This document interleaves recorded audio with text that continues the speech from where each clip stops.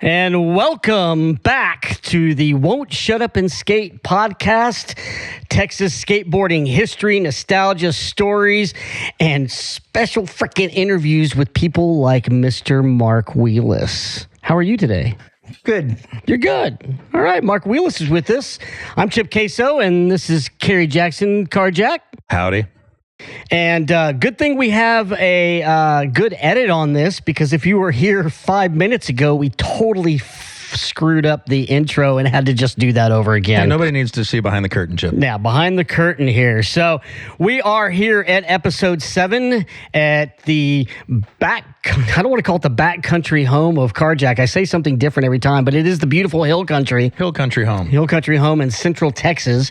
And we have the pleasure of somebody that if you haven't heard about, you will today for sure. Mr. Mark Wheeless is with us today. And we're going to dig into quite a bit of Texas history that you didn't know about, and some stories and some other really good stuff as we get into this episode. So, as I always mention, Carjack, I've been hearing from a lot of people, and we started to get a couple of comments about, hey, when are you going to interview skaters from like the 90s and 2000s. So we're getting back to that. And I'm like, okay, we're going to get there. They just wanted to make sure. And then I told him, yes, we will get there. And Kelly Burton, Dave Mills, and tons of other people that we haven't gotten to. And he's like, okay, but for now, suffer. Suffer. Part of the building block of trying to rebuild this Texas history is going back to the old days and learning a little something about where the stuff comes from. And we want to make sure to instill that into the youngins, I suppose. But more than anything, we want to get it down because there's a lot of cool shit. So, good stuff. Good stuff. Good stuff. Thank you for joining us on all your podcast form or watching old guys talk about skateboarding on YouTube. Thank you. As always, we give thanks to Jeff Newton. Texas Skateboarding wouldn't be the same without Jeff. We thank you to the big boys for giving us our okay for the intro and outro music, and of course so much skate rock stoke back in the days. Eureka Street Creative, John, our producer, unfortunately couldn't be here with us today, so we're fucking it up for him, and he has to edit it. So hopefully that works out good. And Brett Stiles, our artist and designer, and Jesse over at Cat Palace for all they do. So just a couple of things, but I mentioned in previous episodes, Kerry, and I understand that, Mark, you started to listen in a couple episodes, right? Yeah. A couple of episodes. Our good friend, Rainey Beres, who you're not familiar with, but we're trying to give you some education on, sent us this, Kerry.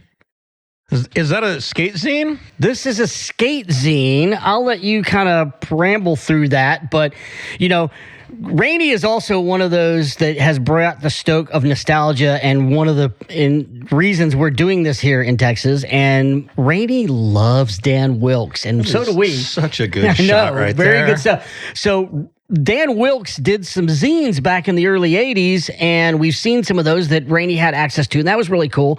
But I got this package the other day, and I'm like, what is this? And it's wrapped in a John Gibson 1985 printed. It's almost like a book cover, but it's not a book cover.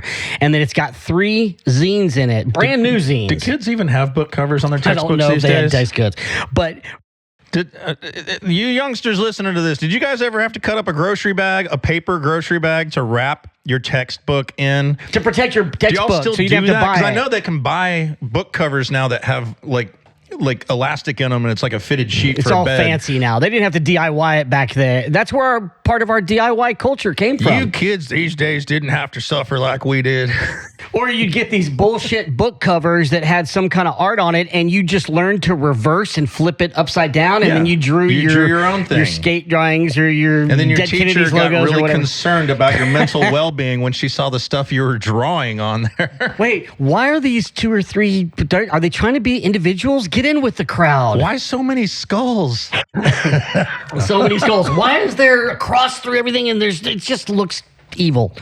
Anyway, but Rainey. I've got that on my e-bike. So Rainey Bears with Break Free Skate Shop, one of our bro sponsors. We appreciate. He's like dude, I'm looking through all these photos of Dan Wilkes and our Facebook archives page. Go to our group and join our Facebook archives page. I'm looking through all these photos and all this stuff, and I needed to duplicate Dan's zines. And I'm like, okay. So he literally went to the copy store. Yeah, these are photocopies. Went down to the copy store and, This is awesome. put his card in, and then it's pretty much all Dan Wilkes. Look at this thing. Nice full page. Throw that close to the bleed. Full page. Anyway, we'll get pictures of all that up so that everybody can see that. But we appreciate Rainy Bears and sending that over, and that's pretty cool. That's a big thanks. So yeah, this is badass. that's very cool.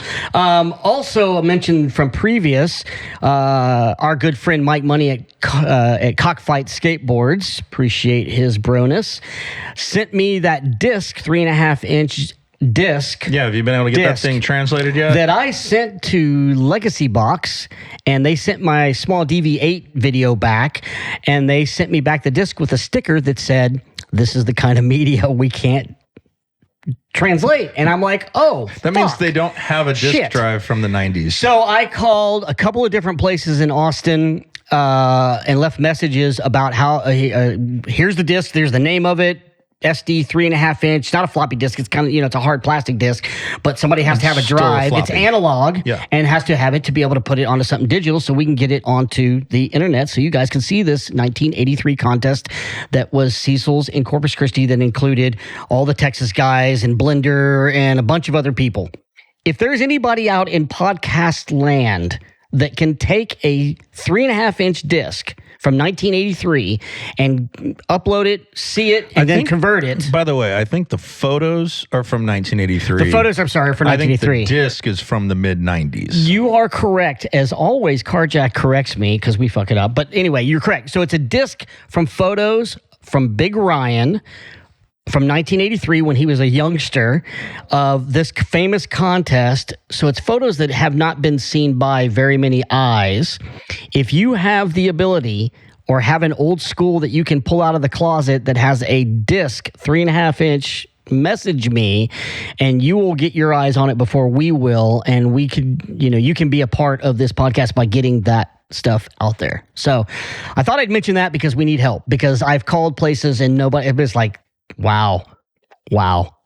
I don't have a machine for that. So, Have we thought about just trying to reach out to Ryan himself and see if he still has those photographs? But I mean, I guess the assumption is that when he documented those photos, they were, that disc was given to Mike Money for some reason. Ryan gave me this disc of all these photos to get whatever. So I don't know the answer. But once again, Carjack, maybe we should call Ryan Smith and ask him. I don't know. Hey, Ryan, how you doing? Oh, man. As we about to get into this interview with this fine gentleman here, we want to thank everybody. We started this in September, and we are into 1 week before Christmas. So you'll hear this in a few weeks after Christmas. But we just want to give a big shout out, love, and thank you for all the support and everybody that sent us a little bit of coin to help out. We're going to be Gary and I are going to be talking about a studio that we're building so we can have a more professional setup, get all our sponsor boards in the back here, and make sure that we kind of continue to grow this thing. But more than anything, we want to give love and shout out and appreciate all the support we've got and making this happen. We're 7 episodes in, plus a few banger in the hanger episodes, short episodes coming up, and we're going to call it quits for 2023 and dig into it better, hopefully 2024. Hit the ball, hit the ground running. Hit the ground running. So as we dig into the interview real quick, I do want to just quick mentions to those support and sponsors: Cat Palace Cockfight, Cherry's Wheels always, Grackle, some of our bros and our bro shops. Break Free, I mentioned Ohana, which was Booger and his shop down in Galveston. Texas Skate Shop in Midlothian. Where's that city that Texas Skate Shop is in outside of Longview? Well, they're east. I thought they were east of Longview. I know I did that to him. We want to give a big shout out and love to Devotion Skate Shop, our first skate shop in Dallas that is supporting us. They've got the clown ramp board back here that they produced and sent us one, and we're very stoked for that. So if you're in Dallas, go check out Devotion. And then also a shout out to Texican.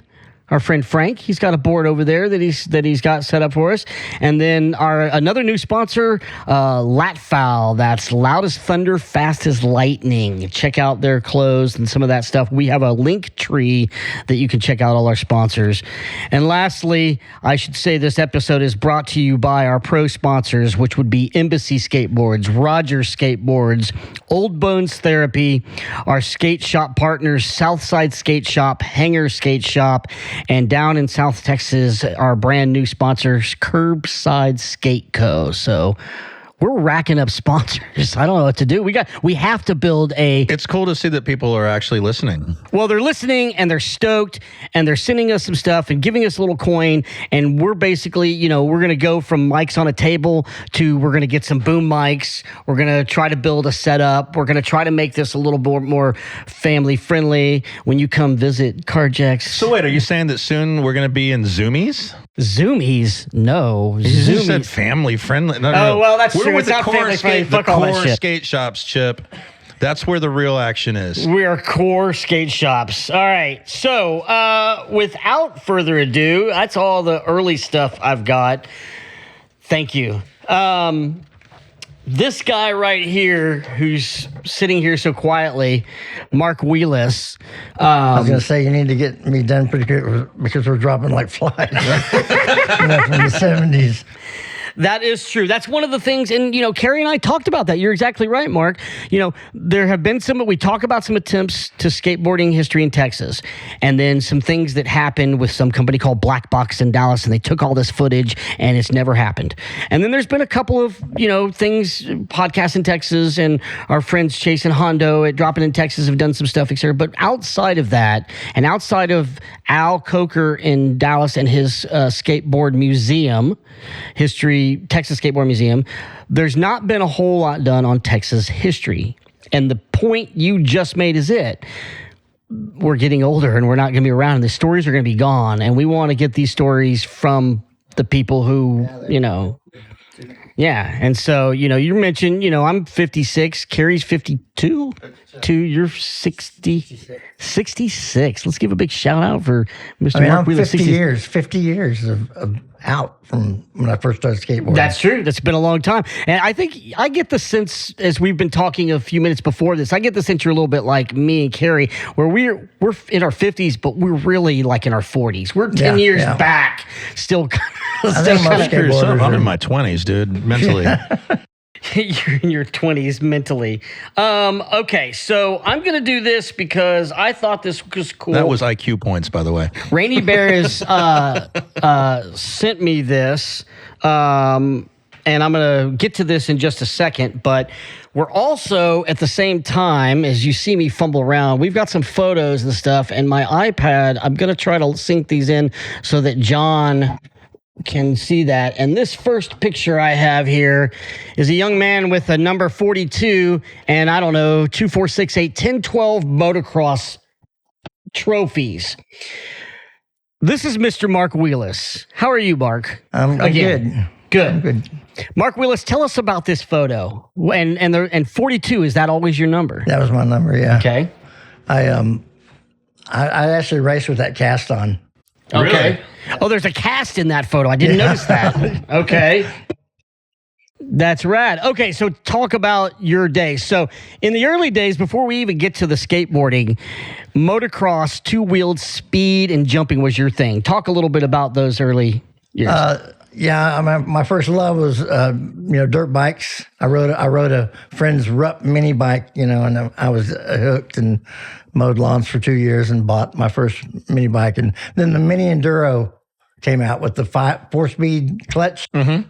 And I was hooked and I started racing then. So was there an actual legit motocross track in Austin back then? Well, Maynard Downs had a track. Yep. And then San Marcos had a track, and Southwest Motocross Park in Lockhart. Lockhart. They had nationals there. They had that. It's called Rock Heart because you. Oh, that makes sense. So what years would have that been? Because we're going to get to 78 and all this. So this would have been 72, 73. Yeah. I started racing when I was 12, so I was like 69. And were you like did your parents back you and help you get? No. Okay, so this was the true 70s. You and your friends got the toolboxes, bikes, and just did it on your own. I hung out down at Caston's every day. Okay. I'd go down there and look at the bikes and hang out and just be a little grom. And this is the Evil Knievel era where everybody wanted to be Evil Knievel, right? Well, I guess so, but I was really into motocross. Motocross was just a competition and the adrenaline of lining up. So was it more about racing rather than doing jumps, like big jumps? Racing, okay, yeah. It wasn't stunt oriented. It was competitive racing. Yeah, competitive racing. I got you. So. Okay, so that leads me in because I've got some points and some things. Our good friend Kenny Peyton, who's good friends with Mark Wheeless, has sent me some details and some questions to kind of dig along as we go through. But he mentions Kaysen specifically, early alliance with Bill Kaysen's Yamaha, but that was before Aerosmith skateboards and before skateboarding and all that happened. Okay, so back to the two wheels was your first love and the speed. How did you get into the racing? Were you just out and you just were good or what? I was pretty good right off the bat with it. I picked it up real fast. And I only had like a 6-year career because I had a bad accident. Right. We'll talk about that. I want to mention that. So, but I was fully sponsored about my third or fourth year in. Third or fourth year. And at what age would that have been? Still in your teens? 16, 17. And right about that time, I was just started skateboarding too. So right. So there's some good photos of him on the motorcycle and some mentions of him in the newspaper on the motorcycle and just some really, here's you on the David Crockett High, the Courier. I'll show this to Carjack. Motocross, America's fastest growing sport. So before skateboarding took that reign at some point. That's right. And this is December of 1983, Volume 6, David Crockett High School. So it must have been the high school Courier. I can't be 1980, it had to be 73, I guess. Or 73, I'm sorry. Yeah. So, but and it's got your name, Wheeless, 42, Mark Wheeless, 42. And there's this picture... I'll show this again to these guys real quick.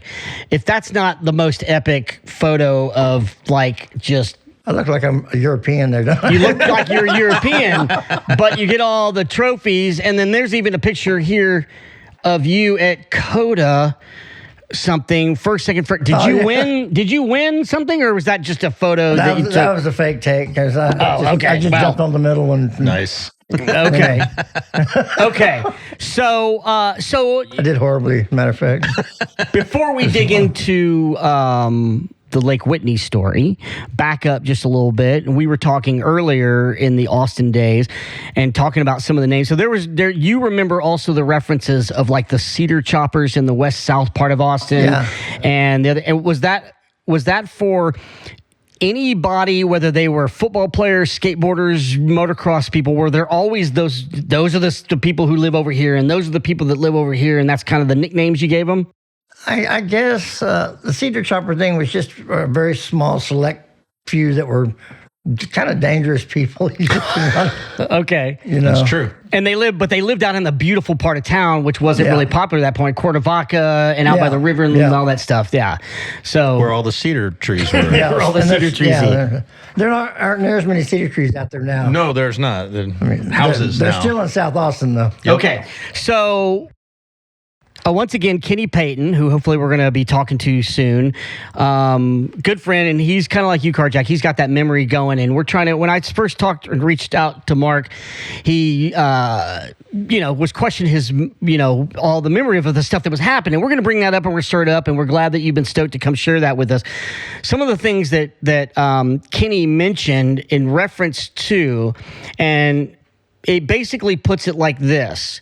There's some things that you need to understand about Mark, such as, and I'm going to take something from something else I read to this. You weren't only a Texas champion, you were destined to be a world-class top rider everything he tells me until you got to this time at Lake Whitney. So at that time, do you remember, were you a rising star in... At the time that I had the accident, which was actually at Rio Bravo in Houston. I've been to Rio Bravo track. Okay. A lot of trees. Right. So, but before that happened, were you one of the top... I was the fastest 125 expert in Texas. No doubt about it. Wow. Nice. And did you get to compete outside of Texas? No, I never went outside of Texas to compete. But There's a lot of good tracks here. Right. This was before pre-Supercross, right? When did Supercross come I out? actually did race in the Astrodome one time, so it was like Supercross. Oh, no shit. Yeah, Supercross was coming up. It was... That's very cool. They had the over-under back then. They had a jump. You had a little tunnel.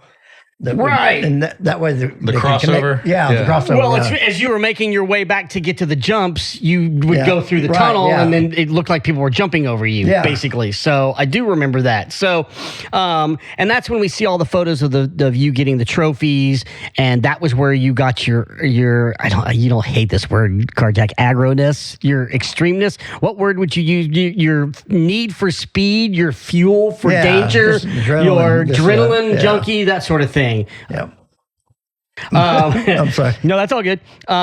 So Rio Bravo in Houston, which is a track that my dad used to take me to, and I remember climbing in and around different parts, and you could watch the bikes go around the berms. Where was that in Houston? I don't even remember. I think it was on the north side. I don't remember exactly, but it was the big track that I remember, and it was outside the outskirts of Houston, whatever the case is. Well, it's just weird. It's still there, as a matter of fact. Okay, because in 1980, I want to say it was, my dad had a off-road go-kart dune buggy track called the Baja Run. And it was out on I-10 on the west side, out near Barker Cypress Road. Might have been close to where Rio Bravo. And Rio Bravo. I didn't ever get to do motocross, but I did BMX stuff back then. There was a BMX track with the starting gate and everything that would drop down. I was riding that by the time I was like 7 or 8 years old. And then my dad had this dune buggy track, and I worked there when I was 9. That's fucking 9 rad. and 10, and it was Hurricane Allen or Hurricane Alicia took it out. Oh yeah. And he and his partner just cashed out the insurance and didn't start it back up after that. There's like a gym there now or something. I think Austin had one of those open up out on South I-35. Yeah, back in the 70s or 80s. Well, because that stuff was getting popular. Yeah. That's when what was the go-kart track, the Malibu Grand Prix. Yeah, those were just starting to come up, and they were like, well, we're not going to pour concrete and everything. Let's make it off-road. And they got the big knobby tire ones, and they were not much suspension. They had some zip. Tires. Oh yeah. And we figured out that in the after hours, when the place was closed, if you went at a bermed turn, there was a few places where the track doubled back, and if you didn't take the turn and you just shot it straight, you could jump the berm and land on the next berm on the next part of the track going over, and that would get you thrown out if you were paying customer. But we were 9 years old and we were doing that. Yeah. So to swing this back in, kids, we've been getting some questions about why are you guys just going to be a bunch of old dudes talking about old stuff and all that? Again, this is a history of Texas skateboarding podcast, and we're trying to make points. You should learn, so when you get old farts like us, you can know your shit. So my point being... Yeah, you lecture them, Chip. You lecture them. That point being is why this is important, not just because we're going to get into his skateboarding career, but at that time, Evel Knievel and motocross was every kid's...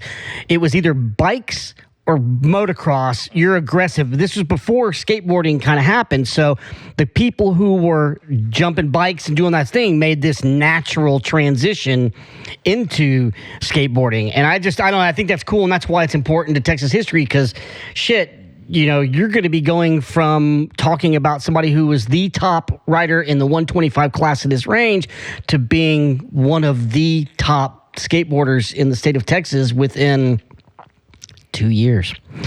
So something like that. So, but real quick, I want to kind of tie off on the motocross. You mentioned about you impaled. So do you want to talk about what happened at Rio Bravo? Well, yeah, because it was kind of like they say in everybody's life there's a 1 second that your life does a 180. Yes, well, that was my 1 second, and I was in fifth gear and I had a flat rear tire, and I'm just trying to finish up that motor. I was in second at the time, and I was. So you're really pushing, trying to get. Yeah, I wanted, but it didn't pay off. And I high-sided and I got thrown ahead of the bike, hit the ground, and then hit the tree 4 feet up and above the snow fence, which lined the track. And then my legs went around one side of the tree and my arms went around the other side. And I just bent like that, and my gloves came off. On your side of your body or your belly? My side, right here. And my arms extended so fast, my gloves came off. And they were held on by Velcro. So Holy like shit. full on like Wile E. Coyote. Yeah. I mean, I went from going.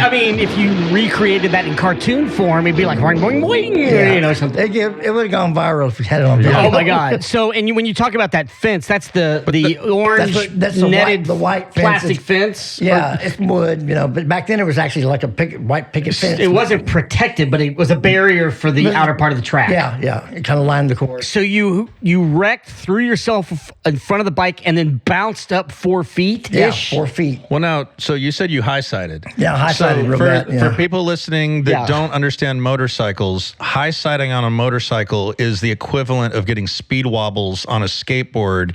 And when you lose, you have that horrible feeling for a second where you're about to lose complete control and you're going to eat it and there's nothing you can do about it. You're thinking about what High-siding is when your front wheel, your handlebars get crossed up from your back and the bike goes sideways and it pitches you over the handlebars. It's an absolutely horrible feeling when you know it's about to happen. Yeah, it's bad. You just kind of close your eyes and you just try and ball up if you can. And it's not like a regular day. You're in second, eyeing first place, trying to get there, and just lost it. And I mean, motocross is dangerous. As dangerous as it gets, really. So that's crazy. So, at that point, real quick, had you started skateboarding at that point? Yeah, I was skateboarding. Okay, so you already were. I'll get back to that. But it said this happened pre-urethane wheels. And then the factories couldn't insure him with only one kidney. So did you lose a kidney? Yeah. No, I lost a quarter. My pancreas was lopped off the end of it. My liver was severed. My splenectomy, they took that out because that was crushed, and it broke. And the bike came up and hit me up against the tree too. So the bike chased me into the tree. Oh shit! So I broke all my ribs on both sides were broke, and the ribs went in, and that's what did all the internal injuries. Oh man! And also glossary with Mark Wheeless.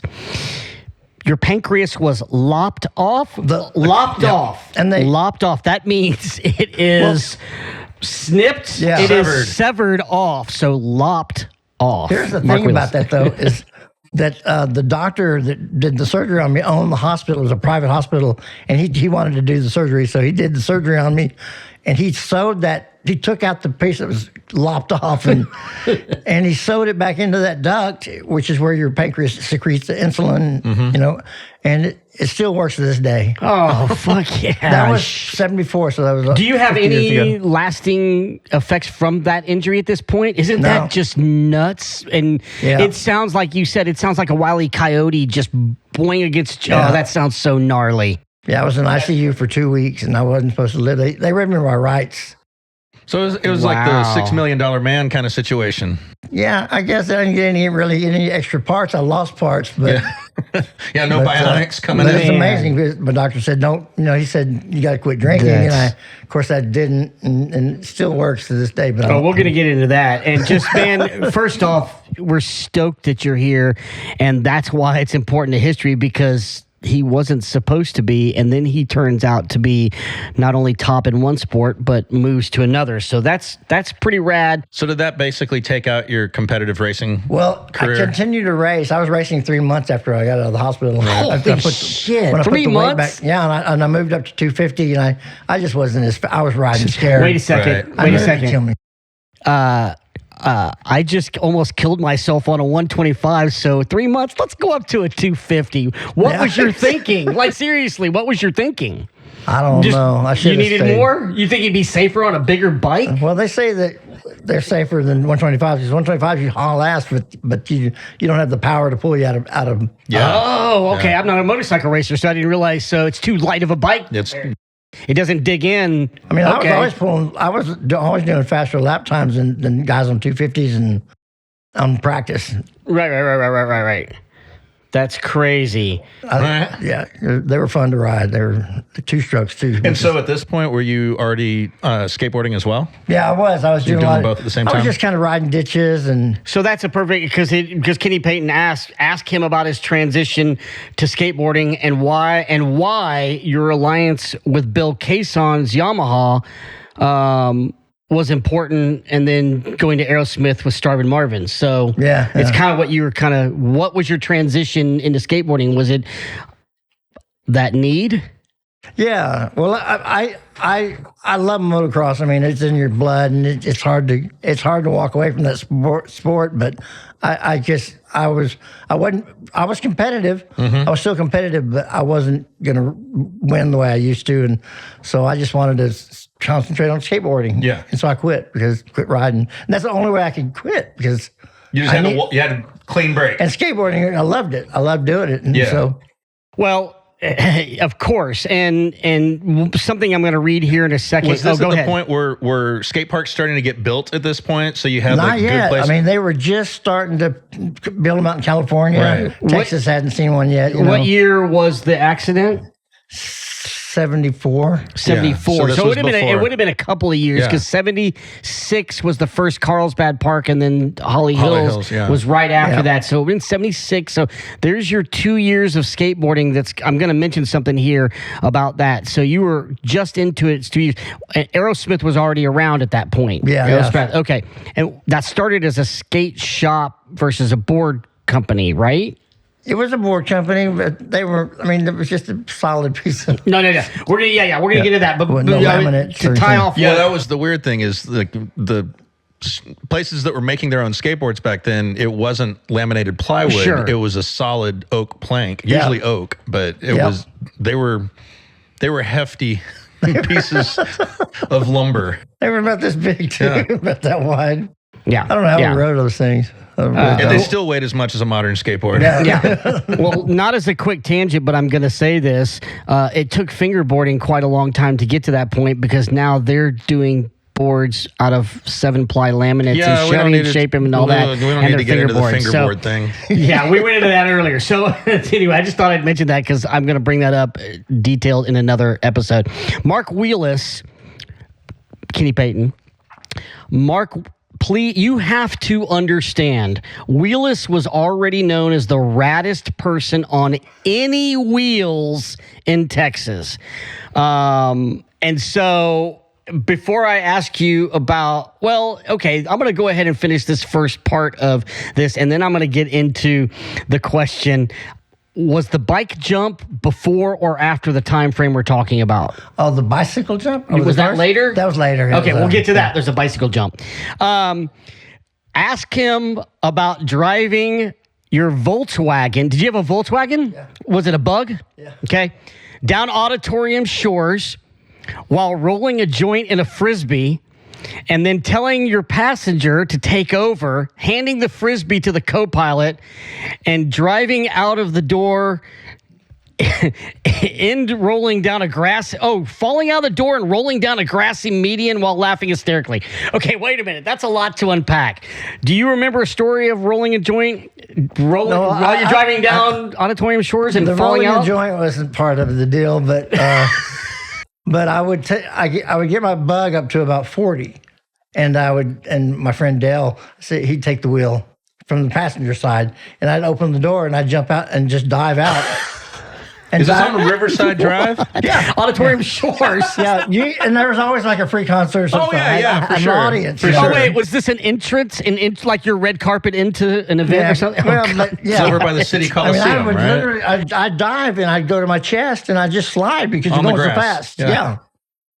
And until I scruffed off enough speed, and then you start doing ragdoll, and then you lie there for a second. People are thinking, oh my God, and they're running towards you. And Dale's going down. He jumped over, goes down, turns around, comes back, and I jump up and get back in the car when you leave. Was this like how you'd make an appearance at Aquafest or something? Yeah, we just did it just to get a just to get a rise out of people. We were doing jackass stuff back in the. Oh, that's pretty good. Well, I mean, that was pre-jackass, stuff. You were doing stuff that obviously became now all the money that people are making on that. I did that a bunch of times. That wasn't a one-shot deal. I did that. We did it all the time. That's crazy. So, did he? As soon as you jump out, did he have to lift his leg over to like the stop the car and the bug? Well, bugs are small. He just climb over the shifter, which is right there in the center, and he can get, take it over. We practice that stuff. We did car surfing, just all kinds of. That is freaking crazy. Okay, so wait. Oh, there's more. Trust me. I'm just gonna go into on the same timeline. Were you at the giant ZZ Top concert at the football stadium at UT in '74? I didn't do that. I didn't go there.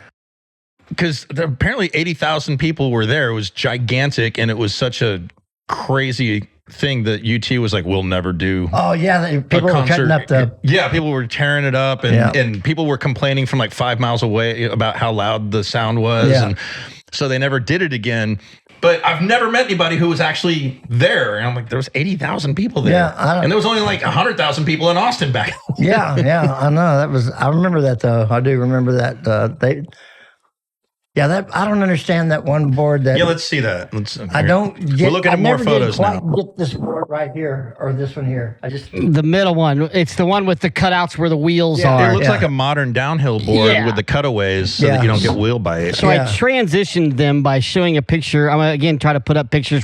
Hopefully John will be able to edit those in a little better. But that is Aerosmith skateboards, and then I'm gonna get into something here as we move into. So you were talking about 74, then up to 76. The park's open. Flow Motion didn't open for another year or two, so that wasn't open quite yet. You were skating ditches and stuff, and you were already connected with Aerosmith, which was a wood board company out of Austin, Texas, that John now also had something to do with, but he wasn't the owner. The owners, do you know the owner's name? I've heard it before. Mac. Oh, he's going to kill me if I don't. That's fine. But there's another guy that made Tom Gregory and Mac. Not Mac Whiteside, Mac McKinley. McKinley, that sounds familiar. And that was basically still in the oak plank. With if you had a kicktail, it would have been an added wedge piece to it. Now I own an Aerosmith board that I got from a guy who found it at Goodwill. I paid way more than he did then, but I got one. And then we're friends with John now, who you were friends with. So at that time, in Austin, I understand that there were South Austin and North Austin guys. I don't know if they have the nicknames, but South Austin would have been you, Kenny Peyton, and then John Now and whoever else was up north, right? And but were you guys like, that's the North crew, we got to be better than them, or were you guys all kind of skating together? I mean, back then there were so few skaters, you knew everybody who skated. Well, and that's kind of a thing with Austin, is we talk about the skateboard world, compared to Houston or Dallas, where there's so many different cliques and crews. Austin has always been this family thing. It's been the BMXers have been cool with the skaters, and the skaters are cool with the motocross, and et cetera.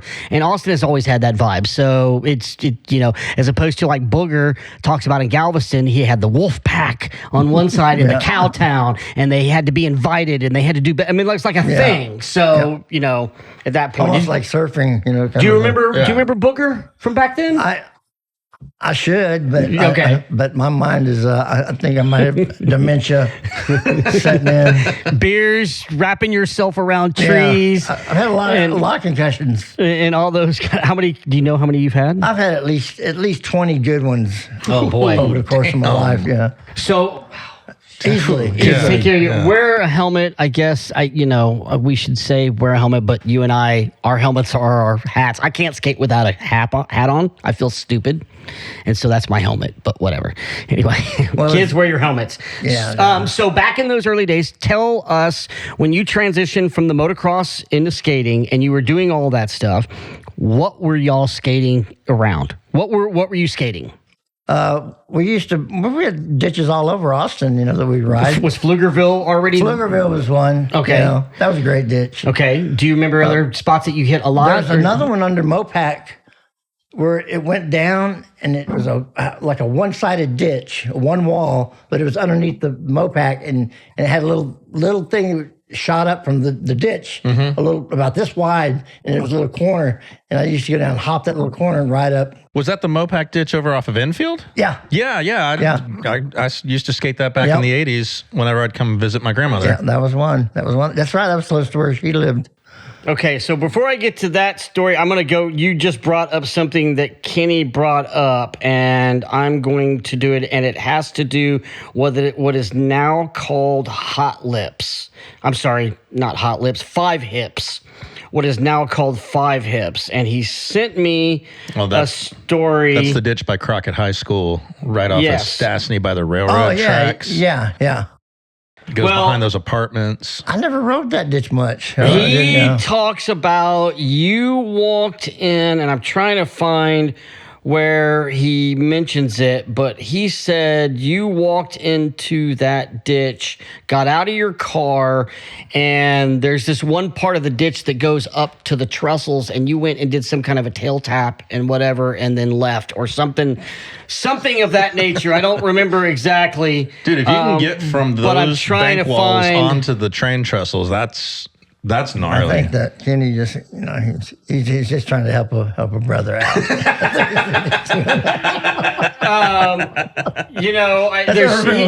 He sent me a bunch of stuff, and I'm trying to flip through as you guys are talking about things to not deaden it. But man, he talks about that ditch somewhere in there that you just freaking killed it. But okay, that's fine. So you guys were skating the ditches and all that, and that was before Flow Motion came in, which is the first park in Austin, Texas. So you're skating, you're connected with the Aerosmith crew, and was the contest in San Antonio. That was before the Pepsi stuff, right? Yeah. Okay. That's how I got So let's the Pepsi talk job. about that contest in San Antonio, which we've brought up a few times. It was considered the Texas State Champs.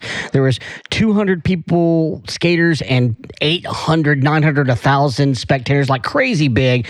Remember it was Pepsi, Continental Airlines, San Antonio Festival, somebody were the sponsors and that sort of thing. I don't know if you remember any of that stuff or getting free swag or. Yeah, I got Stacy Peralta gave me a set of Bones wheels. So Nice. that was good. Yeah. Right. I love Stacy Peralta. Right. You mentioned that before, that he was one of your idols. And okay, before I get to the San Antonio contest, what were you guys thinking in Texas as far as you were hearing everything either through some kind of media, which radio maybe? What were you hearing about skateboarding other than Texas? Well, the magazines were out, already, and Tony Alva and Dogtown. That was something we kind of I think that was still right at that forming time frame. But a lot of the stuff, and I'm going to get to something here in a second because it comes after this contest that has to do with that. That's a pretty remarkable statement in a article you were mentioned in. But in that San Antonio contest, this would have been October 28th of 1978, San Antonio, and in the freestyle 19 over, which was your senior division, master's division, 19 years and older. First place was Mark Wheeless, freestyle. Third place was... question on that. What exactly did freestyle mean at that point? Because I don't think it means just a lot of what people think it means now. It's like a circus is in town. Tic-tac, not the Daniel Gesmer stuff that you bring up in the other episode, but it's tic-tacking. Yeah, like nose 360s. But it would have been like the 70s equivalent of having a street skating event at the contest. Yeah, just flat. No. By the mid 80s, most skate contests were the vert ramp and then the street contest. Yeah. And then if there was freestyle, it was guys doing the little finger flips and and whatnot. Yeah. But in the 70s, freestyle was actually freestyle. It was just doing whatever you... 360s, one-footed 360s, nose, both feet on the nose. And basically just on flat ground, right? Yeah, flat ground, yeah. Okay. Exactly. So in that contest, because we also bring up a name that comes up quite a bit, and that's Bobby Morrow. Yeah, he got third place, and you got first place. So you got first place in freestyle. Then we move over to slalom, and you got second place, I believe. Yeah. And Tom Maroney got first place, if that sounds familiar. He was another guy from Austin, right? Yep. And that was just straight Tom racing, Maroney. right? Yeah, just do the cones. Was it a flat cone setup or was it downhill? It was in a ditch. It was in a ditch? Yeah, just down the middle of it. That stuff's fun. It is a lot of fun. So you got a first and a second freestyle slalom. Bank and Bowl. Bobby Morrow, who got third in freestyle, got first in Bank and Bowl. You got second place in Bank and Bowl. So pretty close, Bank and Bowl. And Bank and Bowl at that time was, as we learned, the park started with the flat freestyle areas. They moved up, and it was a bank that then transitioned into a bowl. Yeah. Does that sound what you remember? Had you ever skated this park in San Antonio before? Man, I lived down there, man. I was go down there. Okay, so you got to go down. So how did you get there? My yellow bug. Okay, because that's right, because The one he was diving out of over at Auditorium Shores. Holy shit, we got Kenny Peyton. Should I go ahead and answer it? Sure. Note the time. Holy shit, Kenny Peyton. I don't know if we can get you where you can listen, but we are actually recording. What are you doing? Holy moly, I'm sitting out on my patio under my palapa waiting for the whales to swim by. Well, shit, we've been reading your text that you have given questions about Mark. We're only about 57 minutes in, and you said you were going to call, and God dang it, you're calling. Kenny, say hi to Mark. Mark, say hi to Kenny. What's up, Kenny? Thanks for Mark. How you doing? I'm all right. What you got? You want me to just set the phone down and have you listen in, or you got something real quick? Because we got interview to happen. Yeah, sure. Y'all interviewing. I don't mind. I'd love to listen in. Okay. I was at Ask Mark, and Mark knows a lot more than I do about the pre-77 years. Well, hell, he knows a lot more than a lot of us. But ask him about the Pareto brothers. Yeah, They were some good South Austin skaters. Yeah, they were pretty good. They did a lot of flatland freestyle, and they never did a lot of. Okay. Well, I tell you what, Kenny, I'm going to just set you down and you can chime in when you want if you can hear us. I don't know how this is going to work because I've never done it, but we're talking to him right now about that San Antonio contest. First place in freestyle, second place in slalom. Bank and Bowl, Bobby Morrow got first place. Mark got second. And pipe, 19 and over, Mark gets first place in pipe and Bobby Morrow's second. So Bobby Morrow and you were going at it, for sure. It was he was good. Smith was ripping too. Who? Tom Smith. Oh, Tom Smith. Tom yeah. Smith was in there. That name is in there. So in that contest in October of 1978, Stuart Singer and Donnell Distribution, he got first place overall, which was the accumulation of all the events. You, sir, were second place and noted as one of the rising upcoming stars. Yep. What do you remember about that acclaim and about people talking to you about that at that time? I got a job working for Pepsi right after that because one of the pros that came into town to judge had told them about me. They offered him a job, and he said, "No, but I know a guy in Texas."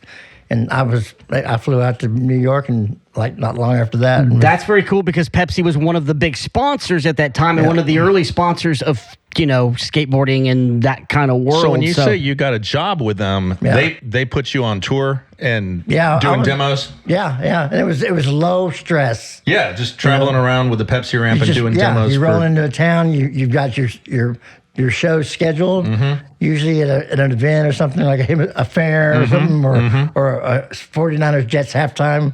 That's pretty. You did the 49ers versus the New York Jets halftime show. Yeah. Now At we're gonna Jets Stadium in New York. Yeah. That's badass. It was. I was nervous too. Now, real quick, I'm going to transition out and get into that because I actually have something to read from that. But so that was October 1978. And so you're saying before January of that year, you were on the Pepsi thing. Yeah. Right? Mm-hmm. Okay. So I actually have the Pepsi contract. Mark Wheeless, who was on Village Path in 78744. This letter, when signed, both of us, will constitute an agreement between the Pepsi Cola Company, you and the Pepsi Cola Company, a division of PepsiCo. I'll paraphrase a little bit. But basically, when you sign this contract, you are a team exhibition with PepsiCo Inc. You have exclusive trademark rights. They talk about all that stuff.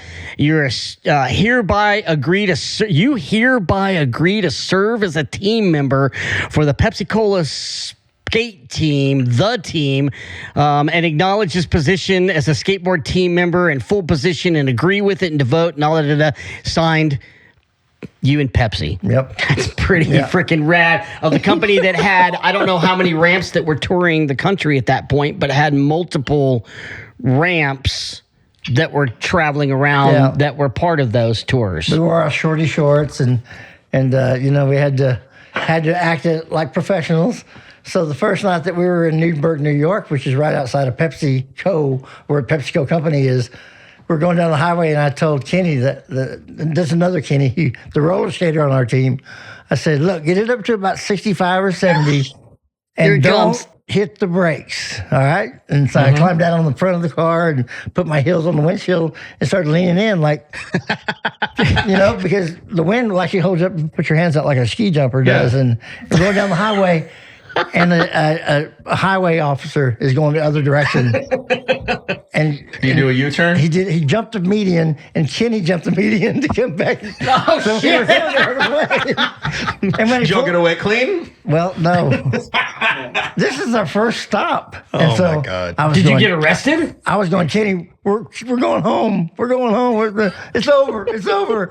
And the cop comes along and goes, what is this Pepsi thing? And we went, well, we work for Pepsi and we skateboard for them. And he goes, look, you boys go down and get you something to eat and then get back to your hotel room. I'll let you off the hook. Because Kenny was... Yeah.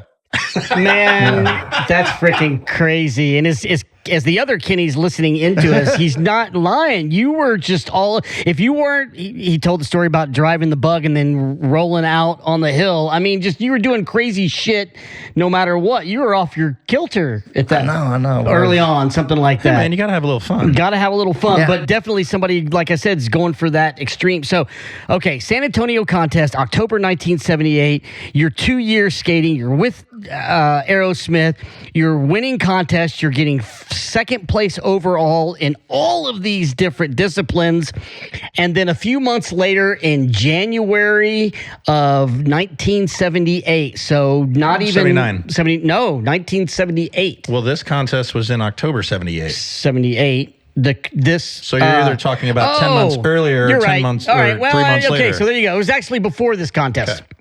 For some reason, I misread that. But anyway, this is in Skateboard World Magazine, January of 1978, before, I guess, you got to this contest in San Antonio. We should also ask him before I read this.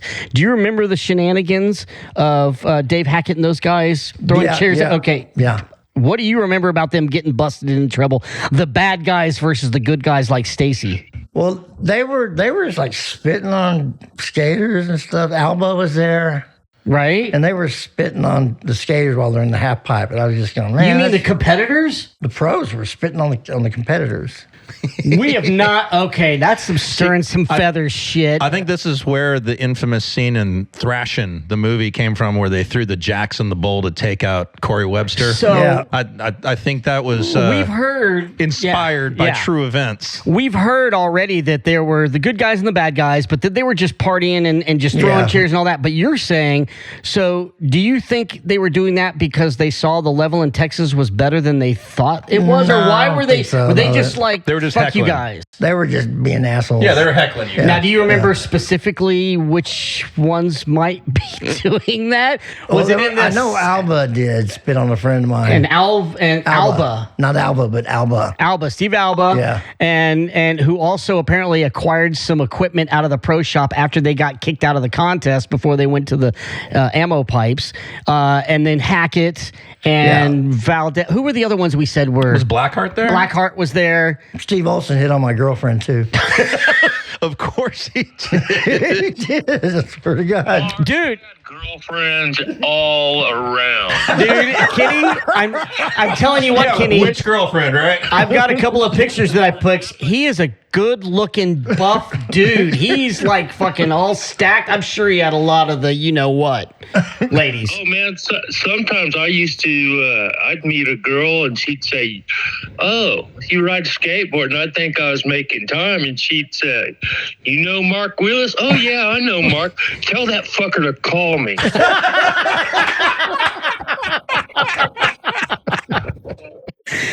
Oh, Her name Jenny. She was gorgeous. Jenny? A little yeah. Skinny Jenny, that's the one that Steve Skinny Olson was Jenny. hitting. That's the one Steve Olson was hitting on. Yeah. She was cute. Olson, we're gonna have to get. If you ever hear this, Olson, we're gonna have to ask you about this. I mean, met him recently, so you know. Hey, Olson's he's awesome. cool. He was great, but you're gonna have to talk about hitting on Mark Wheeless' up and coming Texas Ripper girlfriend. All right, Kenny, keep chiming in here every once in a while. I'm gonna keep moving on. This is freaking Olson hilarious. probably thought that story You was... might know a little more about this. Do you remember when some guys from San Marcos were from Southwest Texas were going to hold that big contest at the Bastrop Pool? And then they apparently split out with everybody's entry money. Oh, I don't remember that. Sounds that like some was before shenanigans. I think the San Antonio contest. I think that pretty sure they went to Mexico on a surf trip. They were Houston kids that were in the process of flunking out of school in San Marcos. Yeah. Well, I would say never trust anybody who went to Texas State. I went to Texas State. All right, Kenny, hold on. Just listen up. Keep chiming in, but I'm gonna keep moving things along. This is freaking hilarious. Thank you. No, that's okay. We'll get. I've got my phone up here. Okay, so here's what I want to get into. So you moved into that. So this is pretty freaking cool, and you have this on your page. This is the Skateboard World magazine, and in January, and Rainy Bear has the actual magazine, and sent me a better picture of this. So I'm going to read and paraphrase most of this, but this is pretty cool. It's not that long. Mark Wheeless is one of the top riders for Aerosmith team in Texas. Native Austin has been riding for 2 years. Before that, he was a top motocross rider, like we talked about. His current talents include total control in pools and on banks, wood or otherwise. Mark is a top freestyle artist and slalom racer. Every time he sees or reads about a new maneuver, he practices until he gets wired. That's freaking rad because you weren't seeing it. You had to do your own interpretation, basically. You might have been seeing photos, but his freestyle repertoire. So you had a bag of tricks. Your repertoire. Yeah, he was nuts. I was there the day he learned inverts. The day he learned front side ollie in the half pipe, he was smacking his tail on the lip to get air. Oh boy. Hold on, Kenny. Hold on. Let me finish this. Smacking. His freestyle repertoire includes incredibly diverse maneuvers, which includes double kick flips. I'm going to get back to that in a second. And head spinners, tie side 360s, advanced footwork, and all types of jumps, aerials, and endless spacewalks. Kick flips. This was pre-Rodney Mullen. This is not the same kick flip. Describe this kickflip versus. Well, you know, so where you put your foot on the side of the board and you flip it using like a toe flip. Toe flips. Yeah. Okay. And then I could do like a 180 where the board spins a 180. Right, but that's flips. still rad at that time when in freestyle. Nice. You hit 2360s consistently or close to that. He's hot whether he's competing in freestyle, slalom, downhill, or on the vertical. Some of his recent victories include placing either first or second in every contest he entered in Texas that year. Holy shit.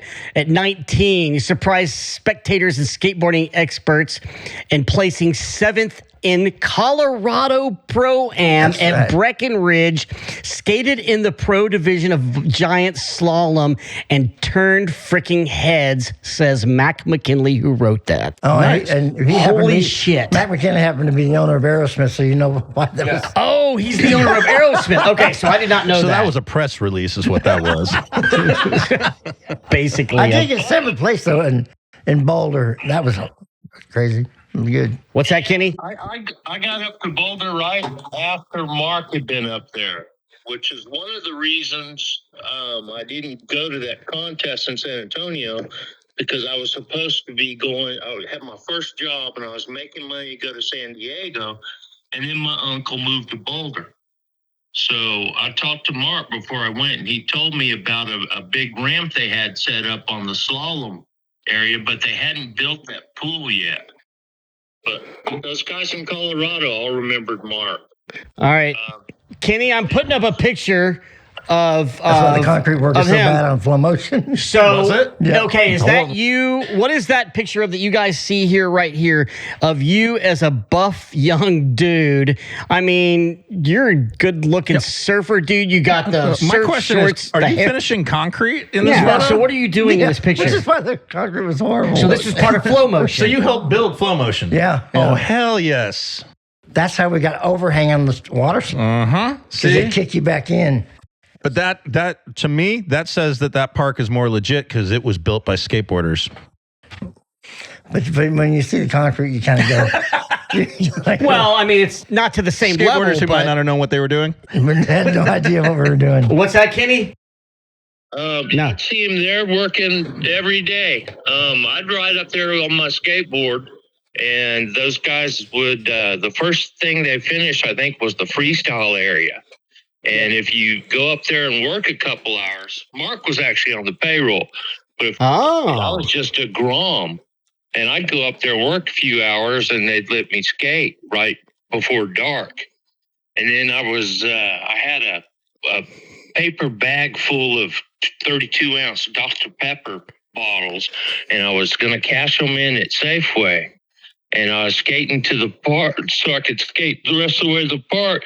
And I got attacked by a pit bull, and the bag of bottles landed in front of me on the sidewalk, and I landed there and still went to the skate park. I had blood all over me, and those guys never charged me ever again. It was just like, no, this kid really wants to skate. I didn't have anywhere else to go. Oh my I God. would be a witness if I bled to death. Sorry about that. Dude, getting But attacked. I remember seeing Mark, and part of that park they had to redo. Yeah. There's probably pictures of Mark skating it before they put with just the scratch coat on it. Yeah. Take out some of the. Try to take out some of the ripples. We've got some of the photos that we got some. What's that? Ask Mark about which parts they redid because they were so lumpy. We ended up with a small section of the half pipe. Snake run, half pipe. That was better. Right. Yeah, that was better after that. Were y'all just doing like a skim coat Yeah. to try to even it Yeah. all out? Yeah. That makes sense. Well, and Kenny, hold on a second. You mentioned in here is I kind of want to move along a couple of things that. Hang on, before you go there, I just Okay. got to say, getting attacked by a pit bull while you're on your way to the skate park and you're carrying a bag of bottles to take for the deposit return. That is about the most South Austin 78704 story I can think of. That's the South Austin as it gets. That is as South Austin as it gets. Yeah. Safeway had Surfer and Skateboarder magazine On the rack? so on the rack. So if the skateboarder wasn't there, you get the Surfer, and there'd usually be some skateboard related ads in there too. That's rad. Hey, Kenny, I'm going to refer to this. We're going to move in a little bit more and tell us. Mention something about the Pepsi team. Oh, you want to mention something? Yeah, we did talk about the Pepsi team. What do you want to mention before I get to Mark, Penthouse people? I have a bad history of getting caught by Mark riding his ramps. Well, the Pepsi ramp was in Austin at the Kensington Arms Hotel out by the Mueller Airport. Mm-hmm. I recall that. So me and my friend Gary Bixler, who was rad, and he could kickflip his 8-wheeler. We decided to Yahoo it, and the ramp was folded down, but we got in a few rides before the hotel door opened, and this guy said, "Hey, what are y'all doing?" And it was Mark, and I think maybe Tim Scroggs, and a hotel room full of girls from Dripping Springs, where they had just done a benefit or a demo from the Dripping Springs High School. And High school, as he was 19 or 20 at that point. Okay. I think he was probably 20 by then, but you know, those long-legged blondes from out in Dripping Springs, they knew how to party. Yeah. So let me ask you this: the Pepsi team stuff is epic, and you may have some more stories about that. But I got to bring this up to Kenny Peyton, who's on phone, and I'm looking at my phone. So I'm sorry for those of you at YouTube looking. This is awkward, but this is freaking hella funny. There was a girl you might notice in one of the Flow Motion videos that worked the water slide, changed her name to Cody Carmack, and became a Penthouse pet of the year. Playmate pet or something. And then Kenny also mentioned something about some Playboy playmates or something, and you chasing a girl on some bikes or something. What's that story? I don't remember chasing anybody on a bike. No, is that not it? He jumped over 6 Alfa Romeos on a bike. Oh, well, okay, let's tell that story then. But does that tie into the girl's story? So the Penthouse girl, I think her name was Cheryl, her real name. And in that video of Flow Motion, water slide that was on, I guess, the news or something, she's wearing a hot pink bikini. And I was down here in Mexico watching a pirate satellite dish, and they said, "All right, Cody Carmack, Miss Bob Guccione, who was the publisher of Penthouse, is going to pull." It was a wild feed on the pirate dish of the New York State Lottery. And I was looking at her and said, "Holy shit, that's the chick Cheryl from the water slide." So not only did she become a pet, which is like a playmate, and pet of the year, she became the owner of that magazine by marrying the publisher. So she married Bob Guccione? She married Bob Guccione. Damn. Bob Guccione Jr. had the music magazine Spin. Yep. You may recall. Yep. That's crazy. Wild. Well, to continue on to stir your memory here, Mark, Kenny goes on to mention that there were a couple of dancers from the strip club who also worked at the straight park. Maybe that's who he's talking about. Owner Paul Monroe and a cat named John Howard, who's the general contractor. Is that maybe the same story or something? But it talks about skating the water track, the water slides, and all that stuff. So, and he talks about that in a little bit. So you guys were just basically doing all kinds of crazy shit and partying and hitting on women, just drinking beer, smoking weed, just everything, pretty much. While we're on the subject here of Flow Motion, for people who are listening who weren't around and don't realize, where exactly was that located? That was South Congress, right? Right next to the Dollhouse. Right next to the Dollhouse. The strip club. Yeah. So it was South Congress, like basically Alpine, just north of Ben White. It was right across from the glass company. There's a glass. Yeah, the Benzwanger glass, which right would be... there. Yeah, Ronnie's Auto Parts, I think is what it was way back then. So the modern stuff that is there now would be like the 04 Lounge Bar. Oh, that's where you're talking about. Expose would be what was the Dollhouse back then. And then the Hill was the... Was that Penfield? Is that what that? I don't the remember water the- tower up on the hill. It's where the high rises are. Yeah. So let me ask you this: before Ben White was made into the freeway, if you went across Ben White where the Wendy's is, there was also a skate park there in the '80s, but that was not Flow Motion. Late 80s. What was that skate park? I don't remember what it was called. Do you remember, Kenny? I think it was just No, ramps. I was in Yeah, Mexico. it was ramp. It was just to ramp. mix it. It was well, no, there was concrete, but there No, wasn't. No. It was an empty parking lot Okay. with wooden ramps. Okay, but you're saying that it was. I won a contest there one time. What's funny about this dollhouse and skate park? So they had a skate park, Flow Motion, right next to the strip club. This was the 70s.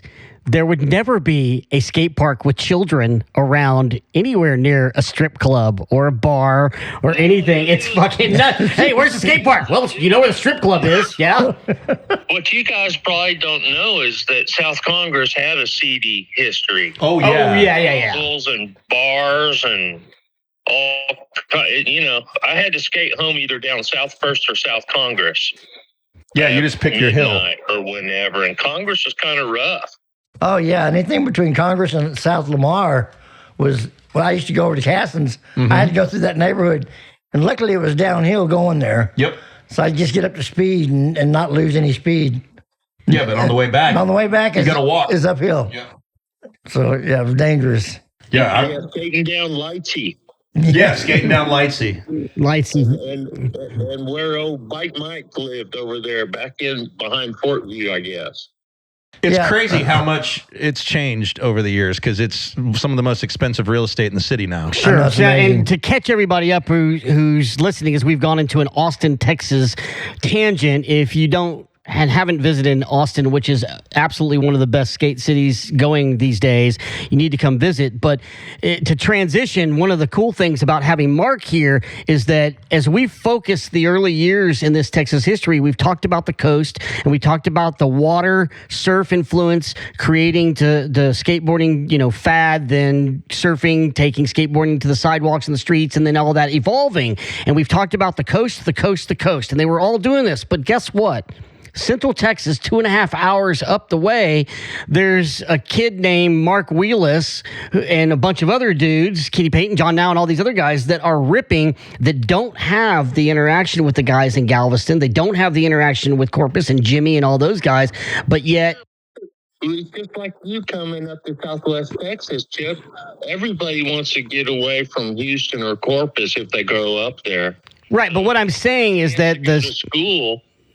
And, Austin had cool people moving in from all over. Right. I guess my point being, though, is that the skating was evolving, and we kind of consider those mecca points in South Texas, again, beach towns that had skate parks, etc. But yet the skateboarding was just as great, it seems like, almost in Central Texas anywhere else. I think it was bigger. But you also had this guy in Mark Wheeless, Aerosmith was the only real manufacturer. other than Nash, which wasn't a real... Didn't count. Yeah, I know. Aerosmith had an ad in Surfer magazine like back in 75. Wow. Before Skateboarder magazine came out. I think there's a picture of John Hughes. So that's us exploring more about this history and why we're doing this damn podcast. Is that's freaking cool stuff. Is that it wasn't what we suspected, just those coastal towns. There were several places going off at once in Texas that were creating talent. And Mark was a guy who was just naturally gifted, talented, and had huge fucking cojones, and then transitioned from motocross into skateboarding, and then Pepsi team, and then on and on. That's just, it's nuts that all this happened. Mark can ride anything. Hence the name Wheeless. Wheeless, but that is your real name. That's my real name. So tell us tell us about the bike.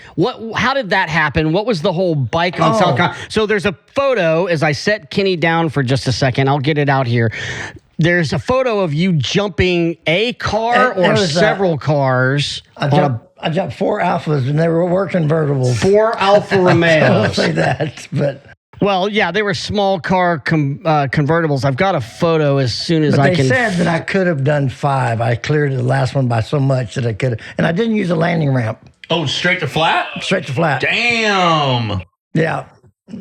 What were you jumping it on? Was this a motorcycle or a bicycle? It was a cruiser. It was a cruiser. Okay. Yeah. don't know why Cook I'm not Brothers seeing Cruiser. right now. Damn. I'll have to- So no suspension.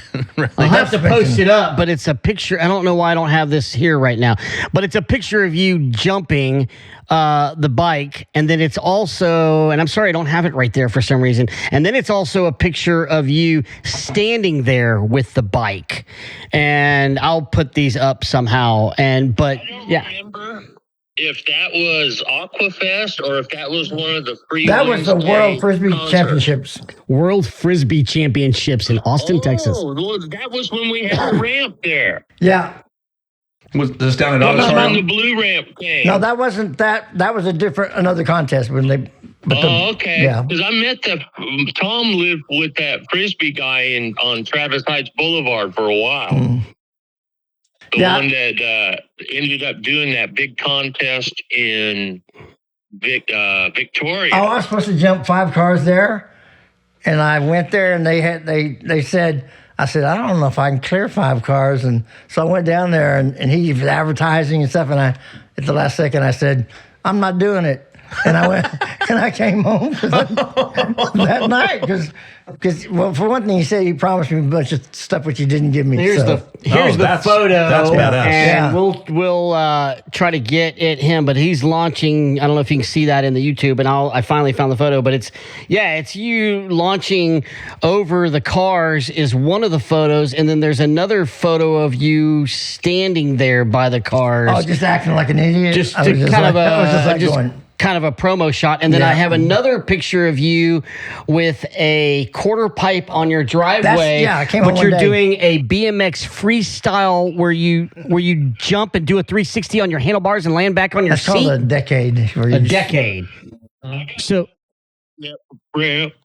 what's Yeah, that? I pulled up one day and he was riding my ramp, and I hadn't seen him in a long time. But you just come home and he's I'm coming there. home and he's riding my ramp Holy shit! out my driveway.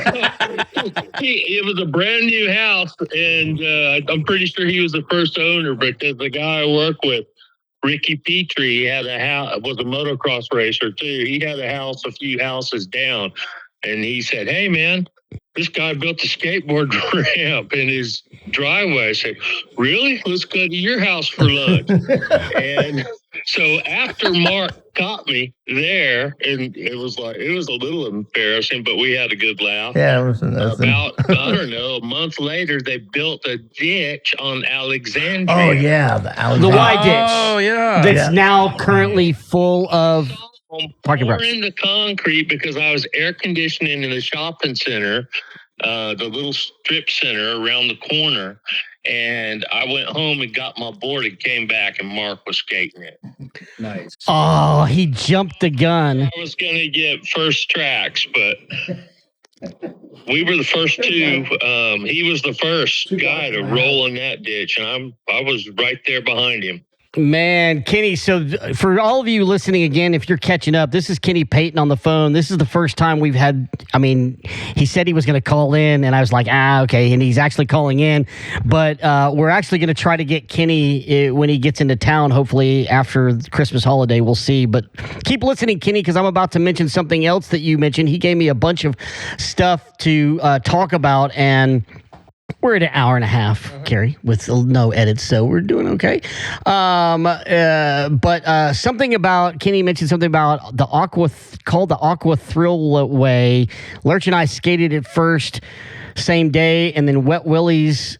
I'm not sure what he's talking about there. No, it was a guy named. It doesn't really have anything to do with Mark. It was just we were talking about the water slides. Oh, that had a perfect wall that he was doing 20-foot lip slides on. Wet Willie's was the one where the South Austin Hospital is now, and it had one turn that was fully skatable, but it was super downhill and super slippery. Yeah, they had Okay. a girl pass away there that died at that. Oh no! So- And then I guess this is later years because you mentioned Flow Motion closed and then tried to reopen as like a skiing on grass place or some bullshit like Yeah. that. And the first ski pro was Bill Daniels, the photographer. Okay. Lee the movie guy and Clay the guitar player's oldest brother on that letters, the Jeff Grosso letters thing. That's Bill with all the photos right there. All right, so Kenny, I'm going to, again, read something, and you can listen in and chime in after I give a chance to Mark to put this, but this is another story. Please ask him about a story between Tom Barrows, Scarecrow, Mark Wheeless, and a guy named Lou, as in the bodybuilder Hulk guy named Lou, and a couple of it's something that hatched over a couple of cases of Little Kings. Raiding a greenhouse. Does that ring a bell? I don't remember that. He does not ring a bell on this story. That's good. There was a guy from the East Coast that showed up that would skate with us, and he was built like the Hulk. Oh, okay, so he's like the Hulk. Yeah, he looked just like that, man, and he was rad. He skated stiff, but he wasn't afraid to dropping in on anything. So apparently his brother-in-law, who was hiding out, had been slapping his sister around, and he had a grow house or something out at Lake Travis. So he told Tom Barrows and Mark, let's go raid the plants. So they took off, and I stayed at the skate park, and a couple hours later, Tom's truck comes flying up the hill into the parking lot in the back corner. Mark's laying in the back with just his feet sticking up. And he's laying on top of a pickup bed full of freshly heisted pot plants. It says a red sack full of buds out of that deal, which is a big deal for a 14-year-old. I just joined a new church, man. I don't do that. Well, hey, man, church is all about redemption. It is about redemption. And these are the old days, so, you know. Right? That is freaking hilarious. Some of the stories that are popping up and all that stuff. So back then, it's... reference anything else I mentioned. Okay, well, we might reference. Keep listening in, Tom. Kenny, I'm going to set you down for just a second as we continue to fly through this. Some of the names that keep getting mentioned when you were around, and I want to go back to this Pepsi team thing here in a second. I'll do that right here. We mentioned Bobby Morrow was one of the guys. You, Bobby Morrow, Brian Abel, Andrew Lopez. There would have been Booger. There would have been Kenny would have been coming up. I don't know if Brett Anderson was around. John Now was one of the big players. And that was all. So Austin had a pretty good scene of dudes that lasted quite a long time skating, right? Yeah. And got influenced. John Now's still riding, I think. Yeah, John Now is still riding, that sort of thing. So back to the Pepsi team. One of the things that we talk about in previous episodes was a theory that I have, and that is when the teams thing happened in San Antonio, that was kind of the last vestige of the skateboard teams. Dave Donaldson talks about Houston and being part of the Skate City team, and now you're talking about Pepsi team, where you had team uniforms and all that kind of stuff. But outside of that, we think that skate teams kind of ended after that in Texas. But talk about the skate team and traveling around in the uniform and representing other than the shenanigans. Oh, you mean representing Pepsi? Yeah. Well, you got to travel quite a bit, right? Oh, yeah. I did 3 tours, and they were 4 months long. So I was on the road for a solid year. Okay. But I'd come back for like 2 or 3 weeks. I'd work at Tom Barrows' little roller skate shop that he had, and skateboard shop, until Pepsi would call me up, and I'd go back out again. And we went everywhere. We started out in New Manhattan, and we'd go up. People are really hard in Buffalo, man. That's a tough. Oh, I believe it. That is a tough city, man. I feel like it's the weather kind of hardens you. I'm going to show this picture real quick, and then I'm going to turn around so you guys can kind of see it. What is this skate shop? Is this the Aerosmith? Yeah, that's part? This is the most epic skate shop. That's Tom Barrows. What's that? Tom's shop after he bought Aerosmith out. Oh, is this Flow Motion? No, I mean not Flow Motion. Forward Motion. I don't even remember the name of it. I worked there. It was before Skate Time. No, what was the? It was called Forward Motion. Okay, I think, and it was on Who are these people? Northwest Hills in a shopping center. Right there off the Far West. Yeah. Okay, who are these people in this photo? That's me right there, and that's Starving Marvin. Yeah. Okay.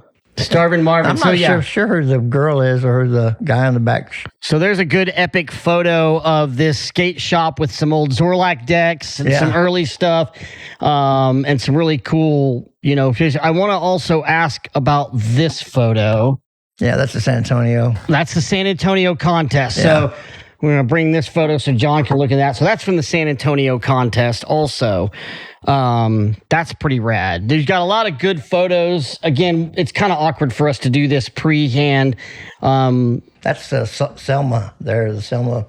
Selma Ditch? Selma Ditch. Yeah. Okay, so there's a picture of him skating. Nice. Yes, we know Kenny Peyton is listening in on us in the Selma Ditch. I've skated the Selma Ditch with Kenny Peyton, and High speed ditch. Well, we skated baby Selma. The big Selma was on the other side of the highway, and it was actually, and it's still there, part of it, although there's a bridge that goes over it that wasn't there when it was first being skated before the tar truck went into it. Yeah. okay. Oh, that's right. That's how that happened. A tar truck fell or crashed into it before they expanded the freeway or something, right? Yep. Something like that. Another good ditch. And there was a steep section at Selma right where it went under the old little bridge. Okay. At the very end, it got steep. Hey, I don't know if that was the first time I saw Mark skate or not, but I was coming back from a family trip to San Antonio, and my mom used to pull over there and let me skate. Okay, you have 20 minutes, which was great, man. That was worth going to grandma's and getting my face pinched.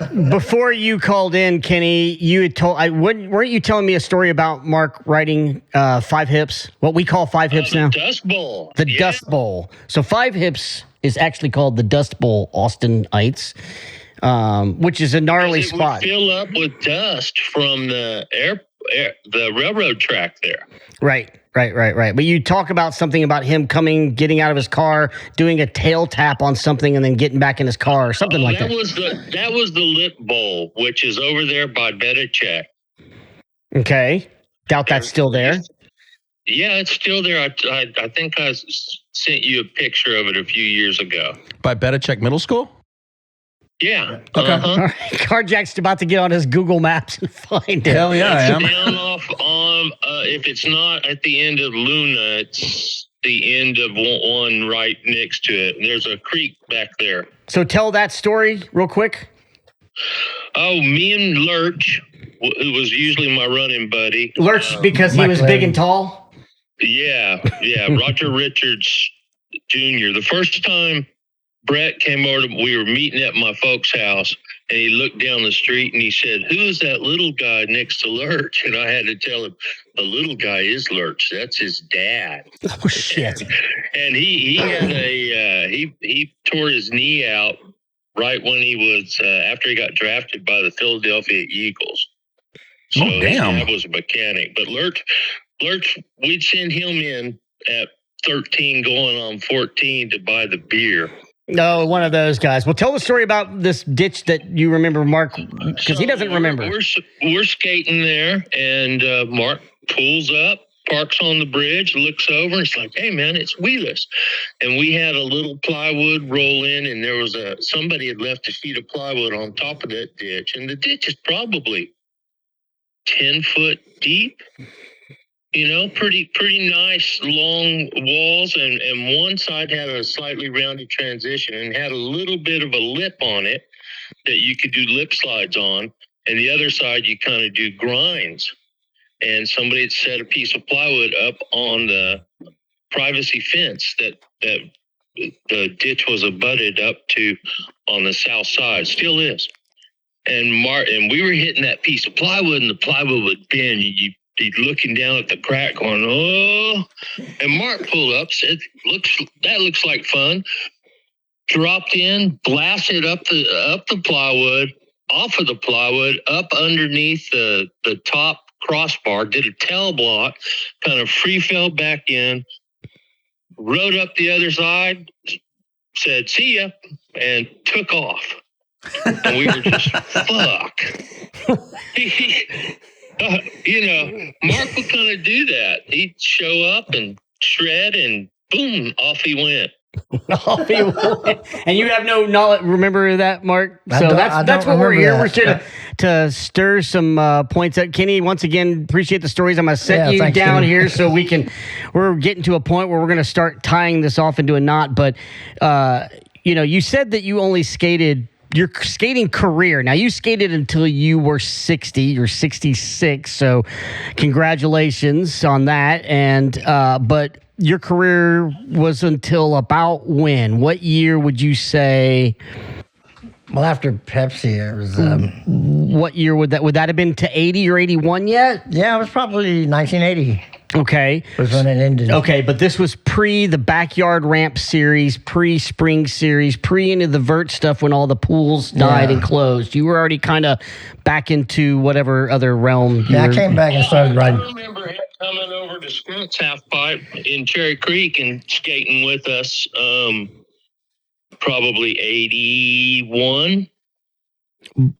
But, okay, so let me ask you this, Kenny. So this is right before, and we're going to be Carjack and I are going to get into this, and just we get into 80, 81, and Thrasher and all that stuff in the spring series. Mark doesn't sound like you were skating the spring series, but how would have Mark fared in those early ramp events? Oh, he'd have done great. He shakes his head no. But you were doing inverts. I mean, you had a pretty good repertoire, didn't you? I could do rock and roll slides and some fakey stuff, but I wasn't really. My knees were so shot by that time that I couldn't. What would you consider your style, since you came from a motocross background and you weren't a surfer? What would you consider, or Kenny, if you want to chime in, what would you have considered your style? Just, I don't know, because I rode them small boards for so long. I tended to have my feet almost more pointed like this, instead of like this. Okay. So, but I slowly corrected that once I built my ant ramp, which I think was one of the first ant ramps in Austin. Was that one of the first ramps in Austin? Okay. I think it was. Corey Thornhill used to come ride it. One of the first smaller ramps. I had a half pipe back in the 70s that had 3.5, 4 feet of vert, and as everybody would quit coming to skate with me, I kept cutting another foot off. Well, it was finally, it ended up like 8 feet with right up to vert. Yeah, I had 8-foot transitions, and there was 5 feet high. Mark, that ant ramp was on the backside of what's the name of that street that was across your back fence? Altaloma or Lotta? Lotta. Lotta Lane. Yeah, right. But the back street, it goes all the way out to 290. Anyway, my parents bought a house on Loch Lomond, which tees in to the street, and I was up visiting from Mexico. I go down the end of the street. I hit the stop sign. I look left, and as I'm shifting my head to look right, I see Mark's head pop up. And I roll the window down here. Skateboarder ears. Over the fence. Ramp in the backyard. He had his baby daughter was probably, I don't know, a year old. Maybe 2. He would balance Is that what that photo is? Is that ramp? Oh, yeah, we forgot the photos. Bring some of those out. Yeah, that's it right there. Bring that over. Put that towards the camera. Yeah. So this is your backyard ramp from the early 80s? Yeah. Kept up with Mark, and it There's a happened better at shot the of it there. weirdest times. Austin used to nice. be so That's small. a nice ramp. You go somewhere and you know somebody. Oh, yeah. Every restaurant, every auto parts store. And we used to, that's Gary proper. probably remembers this from being there when he was small. We had free concerts every Wednesday. Yeah. When the weather was good down at Auditorium Shores. And you'd see everybody down there. Because it was such a small time. So, all right, Kenny, I'm going to set you down once again because we're going to go through. He brought a bunch of pictures, and we forgot to kind of attend to those. I'm going to be quiet and look for directions to send you to that ditch. Okay. All right. Hold on. All right. So I'm going to pop up this picture, this iconic photo of Mark wearing some maybe not even rector knee pads. And this is some kind of an article. The Daily Texan, October 4th, 1978. Wearing Vans, which would have been from 76. No, I'm sorry, 66. So certainly Vans and then whatever else. So just a 1% body fat because we skated in August for 4 hours. Right in the middle of the heat. Yep. Yeah, you're a motocross skater guy with a surfer body. So this ramp that you're talking about from your backyard, that was in the neighborhood where Alexandria is? Okay, so this is, Brody, William Cannon down south. Yeah, they had a contest at Alexandria Ditch at one point. Yes, I was there, like late 80s. That was the first time I saw it. There was a flyer for it at Let's Go Skate on the drag at the skate shop, and they were just calling it the Y Ditch. Yeah, the Y Ditch. And they had a little hand-drawn map on the flyer, and it said, take 290 out like you're going to Oak Hill, and then you'll hit Brody Lane and just head south on Brody. Yeah. And back then, Brody Lane was one lane each direction, little bitty country road, and I was like, where the hell am I? And then I get to that neighborhood, I'm like, okay, this is a suburban neighborhood. This looks, maybe it's legit. And then driving down Alexandria, that ditch is just right there on the side of the street. And it was like pulling up to Mecca. It was, because there was all these skaters already there. It was all set up. And I was like, I can't believe this is even real. Yeah. Back when the people that owned the house didn't care. Now they do. Yeah. Did you notice how at the Y, where we would go back this way, it was all grass after it was all grass, I put a PVC pipe. Yes, there was a big fat PVC pipe. You could slide all the way over the grass. Yeah, you could rock and roll slide across the whole thing. Yeah. Yep. Well, to this picture I just showed. That blew my mind. That was awesome. I put that up. That's so rad. This photo here of torn up paper, and you can see your feet placement in the style you're talking about, where your front foot is almost surf. Your back foot, you've got, I don't know, 3 inches of front toe hanging off. That's how small the board is. Is that Bastrop Pool? Yeah. That is Bastrop Pool with the coping, the top coping taken off, and you're wearing work gloves, construction work gloves, and a Cooper hockey helmet, right? Yeah, Aerosmith sticker, I think it's on top of it. Pool. That's not the one you guys skated in the forest. That's the pro shop. Right. That was that the one that was early imploded in, or because there's the country club, the forest, the grind ledge, and one other. As far as I know, it was still there 10 or 15 years ago. That's country club. Skating at the country club, the country club's the one that's closer to the entrance of the neighborhood before you turn towards the water tower. Exactly. Okay, so that's the country club pool. So this is a famous Bastrop pool. All that used to be a base. Yeah, we're going to be doing an episode on John. Now I think has a lot of history. It was a military base. They were all used for training pools and all that stuff. Prisoner of war camp. Yeah. Holy shit! It's where they brought Nazi soldiers that they captured. Yeah, that's it. We're going to have a Bastrop pool episode because it's iconically important and huge for Texas. And these are early pictures from an original torn up ad, and then you've got some, then he's got some Polaroids, and you're doing a front side air on the ramp, says rad ramp. Oh yeah, that's ramp. So, and there's another picture of you here doing a backside grind with hand down, probably to tail. It didn't have rollouts. It had like this much, tiny little deck. Yeah. Right. And you were a flyway guy. He was a flyway guy, I think. Turned into a flyway guy. He had the flyway helmet. So, and then, he does have some more modern pictures of him skating, and he had a ramp in his backyard, and he kept up with all that. That's pretty super rad. But some of this old stuff he brought. And then this is the timeout, June of 1978, Austin. Is that Austin American Statesman? That was the UT, I think. No. Timeout. Austin American Statesman. Well, I'll be damned. Austin American Statesman. So Saturday, June 10th, 1978. That was my 7th birthday. Oh boy, timeout. June 10th's my birthday. I think I was 19. He's got Skateboard Battle Cry. Let's all get radical from David Frink. Yeah. And so that's pretty cool. That's a good long time archival piece that Mark Wheeless brought in. You got your phone's been on all day. He also pulled up He's going to send me a link to hopefully this. He's got some footage of him actually skating flow motion skate park back in the day and doing all his maneuvers, which he says he didn't do a lot, but we see you doing inverts and airs, backside 5-0s, hand down. You're doing everything that was happening at that point, and you also pretty much did I bet anybody was like, hey, Mark, go do this, and you probably went and did it. So listen, at least try it. Frontside ollie out of one side of the half pipe and land in a backside 50-50 grind over the spine into the other half pipe, the upper section of the half pipe. Nice. And this was before the ollie air was before Alan Gelfand ever did an ollie air. Mark Wheeless was doing no-handed aerial transfers.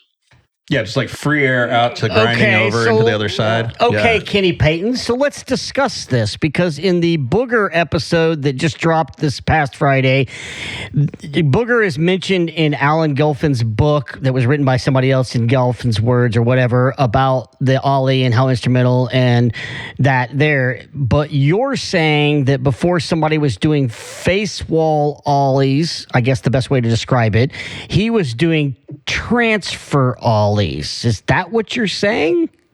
Yeah, and it's on that video that in that Texas skateboarding history thing that Mike Blair was involved in.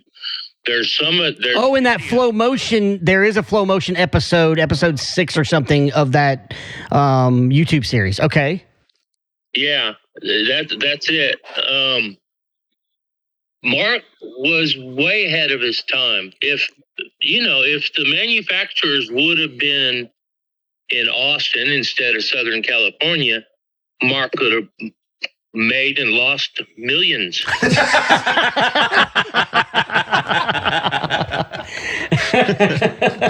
Because that is how it goes. Oh man, that is great stuff. So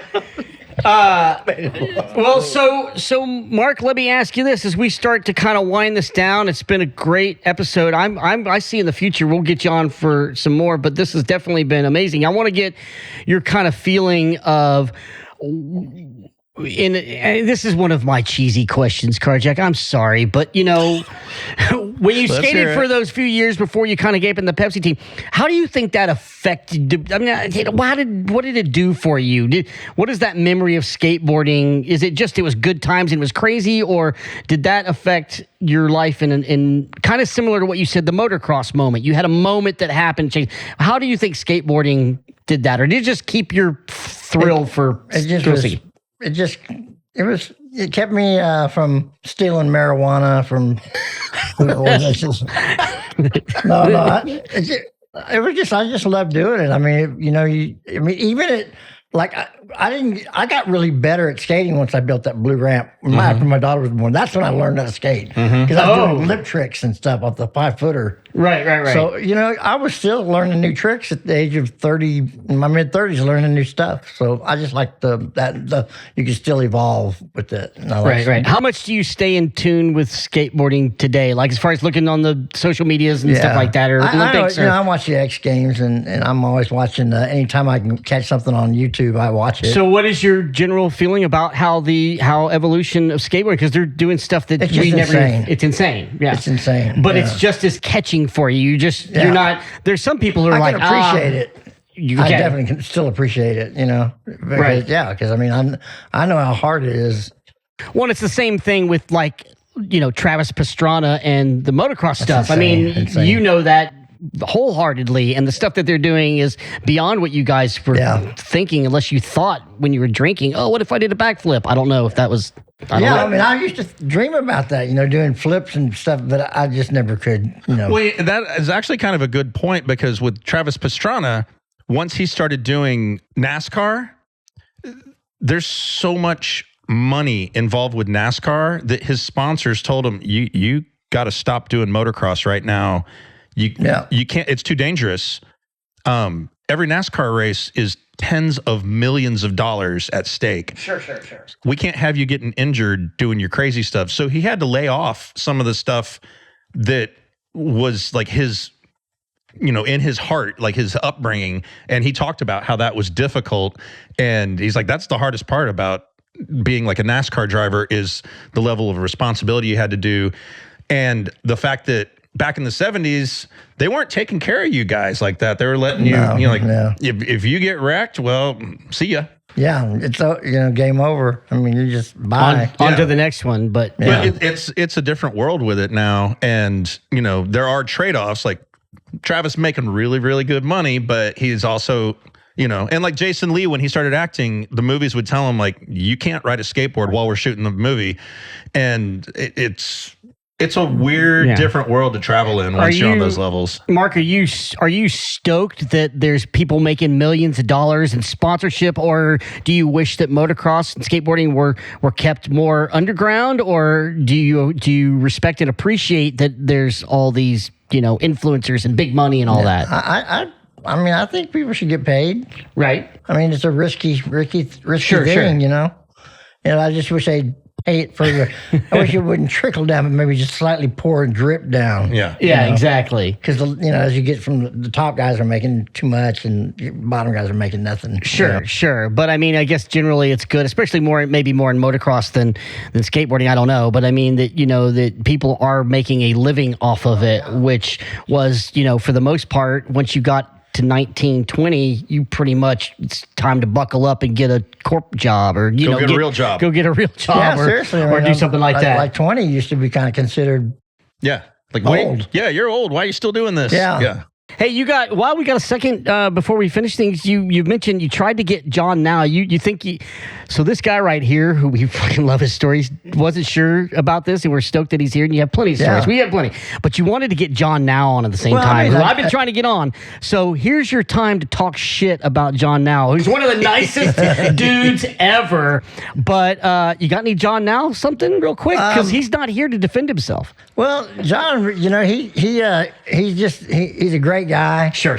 His dad's a knee doctor who happened to be my knee doctor. Oh, I didn't know that. And he told me he had to quit skating and when I was about 20-something, and because my knee was gone. John Now story that has to do with the aftermath of that San Antonio contest. Ooh, okay, what's that? Because we're tying down here, and that's a good... Mike Williams in the Gullwing that's right, team. Yeah.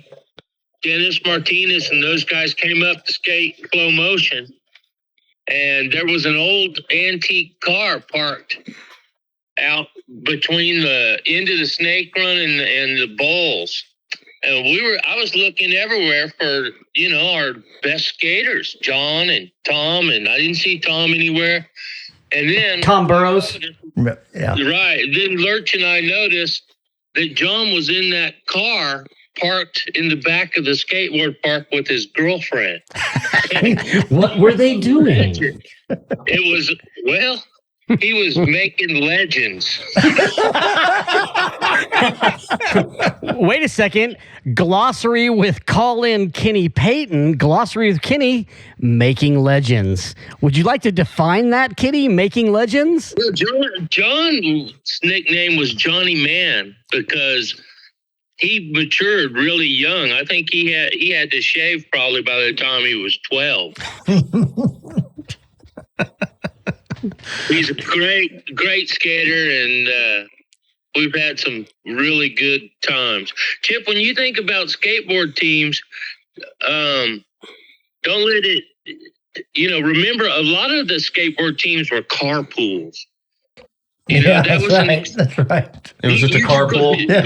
You got beer and gas money, you're on the team, baby. Well, but when I say skate teams, Kenny, I'm referring to the actual skateboard team matching uniforms and how that kind of basically trickled off after San Antonio, because there was none of that at the spring series or anything beyond. The skateboard teams was dead in Texas. Unfortunately, skate parks died right after that. Sure. Right. But I think that was that influence. So, holy cow. That's a good episode. We're going to wind this down here. Again, Kenny, I've got you on the phone here. I'm going to set you down. This is our first. We don't like to do call-ins or Zoom, but we had to answer Kenny Peyton. It's like when your dad calls, you got to answer it. But we've got Kenny hopefully set coming in for an interview, hopefully to get him legit, and then we'll just have Mark call in, fuck it up. So we'll see something like that. But I did want to mention a couple of things. What? I'd like to see all you guys, even if it isn't in an interview form. I'd like to get together with Mark and talk about our old friend Tom Barrows. I miss him. Yeah, I miss him too. We can do that. Well, let's do that. We've got one of the things that we do is a little in memoriam, and let's do let's call it a tripler. One of the photos in your Facebooks that I pulled out was a picture of Clay Towery that we mentioned a couple episodes back about him being, but it mentions in there my good friend Clay, and I miss him. So any quick mention or story about Clay you want to mention? And well, Clay was a funny guy because he had a very short fuse when it came to skating with him. If you snaked him or something, he'd get on you. He'd be, Right, but he also heckled the shit out of you. Yeah. He was a very good heckler. Yeah, he was always messing with people. I like that. He's a good guy. And we big love to him, and we gave him a little mention. And then Tom Burrows, which we haven't done an official in memoriam, known as Scarecrow, who I was lucky enough to know for a while. But Kenny mentioned him, and he was also a close friend of yours. He was an Austin, Texas guy, right? Yeah, he was another one of the top dudes that was mentioned in those top echelon of skaters. So you got a little story about Scarecrow or something? So many stories. I mean, we were always out on the bow. I got pulled over one night, and I was in the passenger seat. He had a Scirocco when they first came out, and because his dad built all the Far West, that whole area, is what I gather. And this cop pulls us over, and it's an old high school friend of mine. He became a cop, and I'm sitting there just kind of like looking up at him. He puts a flashlight right in my face and says, "What are you doing hanging out with this guy?" He's talking about Tom. Okay. He had a little bit of a rep. He was crazy. That is crazy. Funny, we do miss Scarecrow, Tom Burrows, and he was a mention, or we'll have actually a little bit more mention about him in the future. But we thought that it would be appropriate, as Carrie and I talked. We normally do these in memoriams about Texas skaters in the past and things that happen. But happening here recently in this weekend, very unfortunate passing. And I'm going to kind of let Carjack talk a little bit more about it. Just a little love and shout out, let's say, to our skater family in the Dallas, Texas area. Yeah, we had some really tragic news this last week. Keyshawn Johnson, a skater from Dallas, was killed in a car accident of some sort. And a top pro, a very well-known, did a lot of charity work and teaching and et cetera. And I mean, just an amazing skateboarder. But the times that I got to meet him and skate with him, the guy just had an amazing energy, just exuded positivity. And he was one of those people that had that weird charisma that just being around him, you wanted to be around the guy. And when you couple that with the just insane amount of talent that he had, the first time I met him, I knew he was going to be a pro skater. He was that level. He was so good and did everything huge, huge airs. He was a street skater that could skate vert legit. Yeah, like, and he could skate anything he touched. If you paid attention to the social medias, you've definitely seen this. He's getting love from all over the place.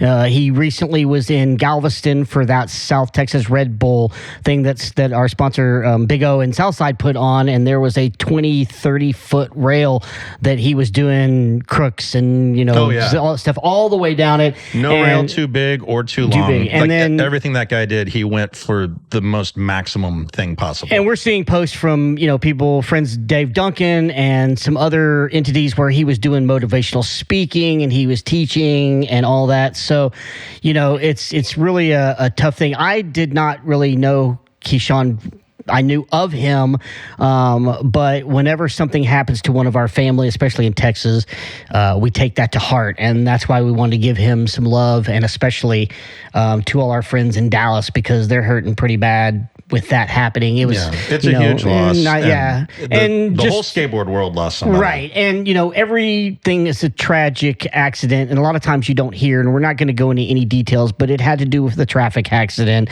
And one thing led to another, and he didn't make it out of that intersection with the accident and what was going on. And there's details out there, and we'll let you find that on your own. But the unfortunate thing, it was something that started out apparently as minor and turned into that. So if you knew him or knew about him, make sure you share love.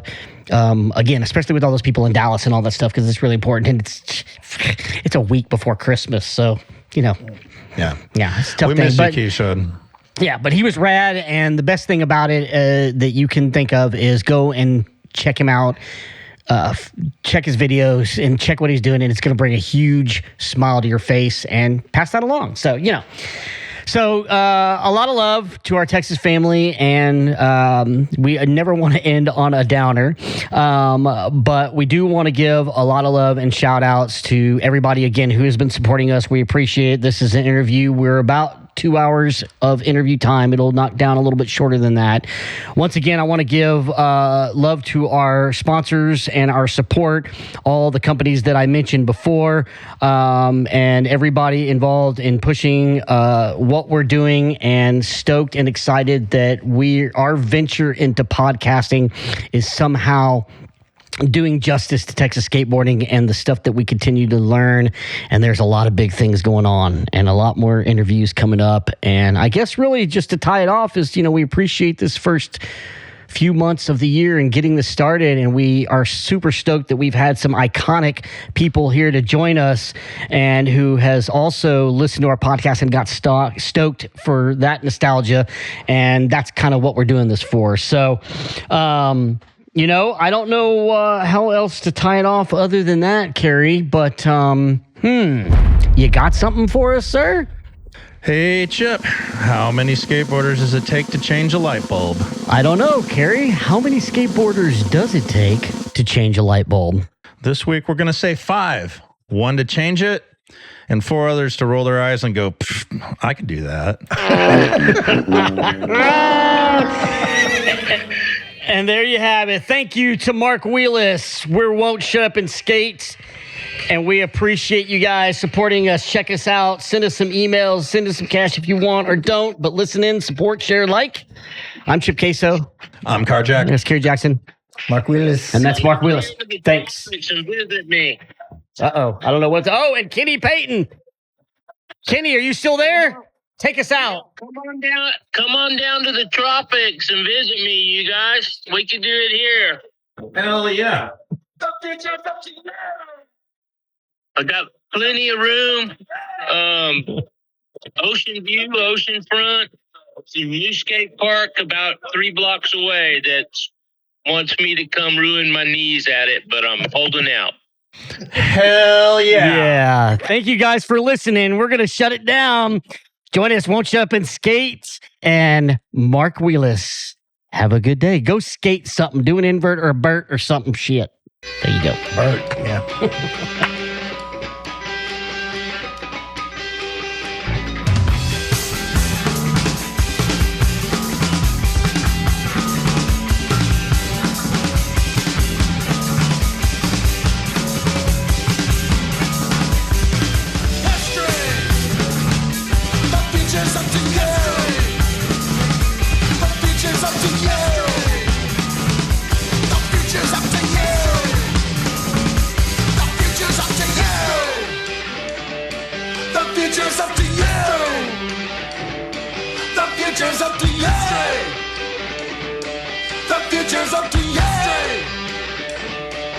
Future's up to you.